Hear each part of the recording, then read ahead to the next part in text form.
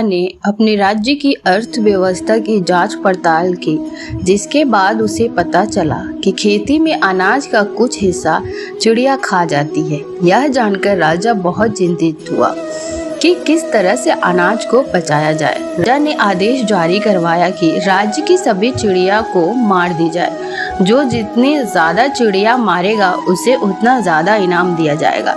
लोग ने चिड़िया मारना शुरू कर दिया। राज्य की करीब करीब सभी चिड़िया मर चुकी थी, एक भी चिड़िया बाकी नहीं बची। तो राजा बहुत खुश हुआ, मगर फिर से जब हिसाब देखा गया, नाप तोल किया गया, तो पता चला कि अनाज की मात्रा तो पहले से भी कम हो चुकी है। राजा को आश्चर्य हुआ कि ये कैसे हुआ। जांच करने पर पता चला कि कीड़े मकोड़े फसल खा रहे हैं। राजा को इस बात का ख्याल ही नहीं आया कि चिड़िया फसल के साथ साथ बहुत सारे कीड़े मकोड़े भी खाती थी, जिसके कारण राज्य का बहुत सा अनाज बच जाता था। अब चिड़िया नहीं रही तो कीड़े मकोड़े ने पूरी फसल ही नष्ट कर दी, मगर किसी ने इस बात पर गौर नहीं किया था। मनुष्य की बुद्धि सीमित है, उसी से वह सोचता है और निर्णय लेता है कि यह ठीक हो रहा है, यह गलत हो रहा है। इंसान अपने छोटी सी बुद्धि से यह प्रयास करता है कि ईश्वर ने जो भी बनाया है मैं उसमें थोड़ा सा सुधार करूं। ईश्वर द्वारा जो कुछ गलत हो रहा है उसे मैं ठीक करूं। मगर जैसे समझ बढ़ती है कि ईश्वर की इच्छा ही मेरी इच्छा है, सभी प्रार्थनाएं सुनी जा रही है, तब पता चलता है कि जितना बढ़िया ढंग से संसार चल रहा है, इससे बढ़िया ढंग से इसे और कोई नहीं चला सकता। एक गांव में एक फकीर थे। उनके गांव में एक दिन चौपाल लगी। फकीर भी उनमें पहुंचे। सबने उनको प्रणाम किया। फकीर ने कहा, आप जिस उद्देश्य से यहाँ इकट्ठा हुए हैं उस पर विचार कीजिए, लेकिन अगर कोई दुख दर्द हो तो निश्चित होकर मेरी कुटिया में आ जाना, मैं दुख दर्द मिटा दूंगा। अगले दिन 10-12 व्यक्ति फकीर की कुटिया में पहुंच गए। फकीर ने सभी के दुख सुनी और विनम्रता से कहा, आप सबकी कहानी मुझे याद नहीं रह पाएगी, इसीलिए आप 10 दिन तक प्रतिदिन मेरे पास आइए और अपनी व्यथा सुनाइए। जब मुझे सबकी व्यथा कंठस्थ हो जाएंगे तब मैं ईश्वर से कह पाऊंगा। 10 दिन तक ये सिलसिला चलता रहा। 11वें दिन सब लोग आए तो उनके चेहरे से मायूसी गायब थी। आज उनका दुख मिटाने का फैसला जो आने वाला था। फकीर हंसते हुए आए और बोले, आपने अपना दुख मुझसे बांटा और दिल हल्का किया।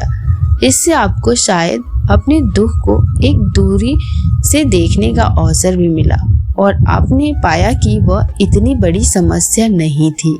इस कहानी से हमें यही सीख मिलती है कि दुख को उसके हाल पर छोड़कर दूर से देखें, शायद वह इतनी बड़ी समस्या ही ना हो। बीरबल को प्रकृति से बहुत प्रेम था, इसीलिए बीरबल रोज दरबार के बगीचे में घूमा करते थे। वहाँ की एक बाबूलाल नाम के माली से बहुत बनती थी। वो बहुत ईमानदार था। एक दिन बीरबल बगीचे में घूम रहे थे, तभी बाबूलाल के रोने की आवाज़ आती है। बीरबल उससे पूछता है, क्या हुआ बाबूलाल, तुम क्यों रो रहे हो? बाबूलाल रोते हुए कहता है, हुजूर, मैं 15 सालों से अपने बुढ़ापे के लिए कुछ पैसे इकट्ठा कर रहा था। इन पैसों को मैं एक मटके में भरकर इस पेड़ के नीचे गाड़ देता था, लेकिन अब मेरा मटका मिल नहीं रहा है। अब मैं क्या करूँगा? बीरबल कहते हैं, तुमने अपना मटका यहाँ क्यों गाड़ दिया? अपने घर पर भी तुम मटके को रख सकते थे। बाबूलाल कहता है, मैंने सोचा कि यहाँ पर तो कोई आता जाता नहीं है, कौन मेरे पैसे को चुरा कर ले जाएगा? वैसे भी मैं अपना सारा वक्त यही बिताता हूँ, जिससे मेरी नज़र हर वक्त इस पेड़ पर रहती थी। बीरबल कहते हैं, क्या तुम्हें किसी पे शक है? बाबूलाल कहता है, नहीं हजूर। बीरबल कहते हैं, क्या तुमने कभी किसी को इस बारे में बताया है या किसी ने तुम्हें पैसे रखते हुए देखा हो?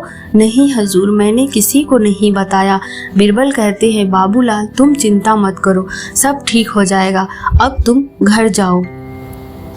बीरबल सोचते हैं, उस बगीचे में सिर्फ मंत्रियों का आना जाना है और किसी को इस बारे में मालूम भी नहीं है। वह इस पेड़ को क्यों खोदेंगे और वो भी कटहल के पेड़ को। कोई वैद्य या हकीम इस पेड़ को दवाई के लिए खोद सकता है। अगले दिन बीरबल अकबर से कहते हैं, जहाँपनाह, क्या मैं मंत्रियों से कुछ सवाल पूछ सकता हूँ? हाँ, क्यों नहीं। बीरबल पूछते हैं, क्या आप में से कुछ दिन पहले कोई बीमार था जिसने कोई दवाई ली हो? तब एक मंत्री कहता है, हाँ, मेरे गले में कुछ दिनों से दर्द था, मैंने काढ़ा पिया था। बीरबल कहते हैं, काढ़ा बनाने के लिए जड़ी बूटियाँ कहाँ से आई? मेरी पत्नी अपने मायके से लेकर आई।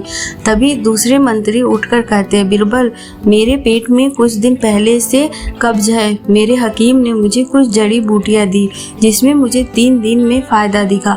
तब अकबर कहते हैं, बीरबल, हमें कुछ भी समझ नहीं आ रहा, तुम क्या कह रहे हो? बीरबल कहते हैं, जहाँपनाह, मैं आपको सब कुछ बाद में समझा दूंगा। ठीक है बीरबल, जैसा तुम ठीक समझो। बीरबल मंत्री से कहता है, क्या आप अपने हकीम को बुला सकते हैं? हाँ, क्यों नहीं। हकीम को दरबार में पेश किया जाता है। बीरबल हकीम से कहता है, मेरे पेट में 2 साल से कब्ज है। मैंने आपके बारे में सुना था कि आप बहुत अच्छी दवाइयाँ देते हैं। हकीम कहता है, मैं आपको ऐसी दवाइयाँ दूंगा जिससे आपकी कब्ज 2 दिन में सही हो जाएगी। जिस कब्ज से मैं इतने महीने से परेशान था, क्या मेरी कब्ज वास्तव में सही हो जाएगी?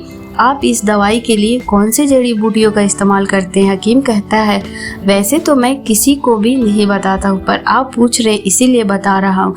इस दवाई को बनाने के लिए एक खास चीज़ की ज़रूरत पड़ती है, वो है कटहल के पेड़ के जड़ का अर्क।